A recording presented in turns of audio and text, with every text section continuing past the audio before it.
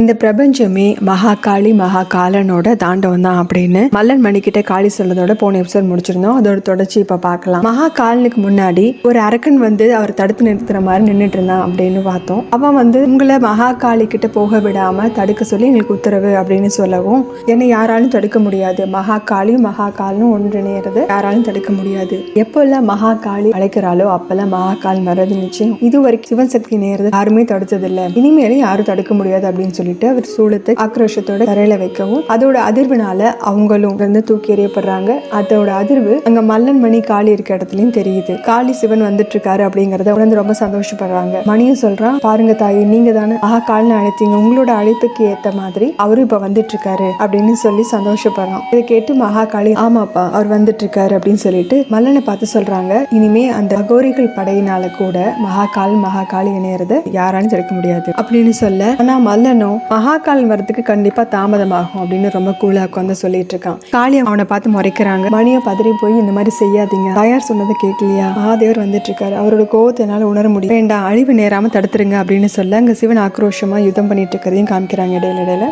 எல்லாத்தையும் கைலாத்துல இருந்து எல்லாம் பார்த்துட்டு இருக்காங்க இல்லையா. இதுல முருகன் இதை கேட்டு கோவப்பட்டு, என்னோட தாயார் அங்க கஷ்டப்படுறதை பார்த்துட்டு என்னால் இனிமேலும் சும்மா இருக்க முடியாது, மல்லன் அங்க அவங்களை சிறை வச்சிருக்கான் அப்படின்னு சொல்லிட்டு கோவமா அங்க இருந்து கிளம்புறாரு. உடனே நாராயண அவரை தடுத்து நிறுத்திட்டு, மகாகாலனும் மகாகாளியும் சந்திக்கிறதுக்கு இந்த நிகழ்வு ஒரு காரணமா அமையும், அவங்க கூட மகாகால்னு இருக்கிறப்போ மூணாவது மனுஷங்க போக வேண்டிய அவசியமே இல்லையே அப்படிங்கிறாரு. முருகனும், ஆமா எனக்கு நம்பிக்கை இருக்கு, தந்தையார் தாயாரை எப்படியும் இந்த துன்பத்துல இருந்து காப்பாத்திடுவாருன்னு தெரியும், எனக்கு அதுல முழு நம்பிக்கை இருக்கு. ஆனா ஒரு மகனா ஒரு தாயார் கஷ்டப்படுறத பார்த்துட்டு என்னால் எப்படி சும்மா இருக்க முடியும். கங்கா தேவி அவங்க முருகன் கிட்ட வந்து சொல்றாங்க, மகாதேவர் இங்க இருந்து கிளம்புறப்ப என்ன சொன்னாலும் ஞாபகம் இல்லையா, நம்மளோட தனிப்பட்ட முடிவு மகாகாலன் மகாகாளியோட அவங்களோட முடிவையும் அவங்களோட பயணத்தையும் பாதிக்கும், அதனால இந்த சம்பவத்துல நம்ம தலையிடாம இருக்கிறதா ரொம்ப நல்லது. ஏன்னா நானும் என்னோட தவறுல இருந்து ஒரு விஷயத்த கத்துக்கிட்டேன், என்னோட உணர்வுகளுக்கு முக்கியத்துவம் கொடுத்து கிராம மக்கள் கஷ்டப்படுறாங்க தண்ணி இல்லாம அப்படின்னு நான் வந்ததுனால இன்னும் சூழ்நிலை மோசமாச்சு, அதனால இன்னும் ஒரு முறை யோசிச்சு பாருப்பா அப்படிங்கிறாங்க. பிரம்மதேவரும், சரியான காலத்துக்கு முன்னாடி நம்ம உணர்ச்சி வசப்பட்டு ஏதாவது முடிவெடுத்தோம்னா அது கஷ்டத்தெல்லாம் முடியும் அப்படின்னு சொல்லி இவங்க எல்லாருமே ஒரு வழியா முருகனை சமாதானப்படுத்தி அங்கே இருக்க வைக்கிறாங்க.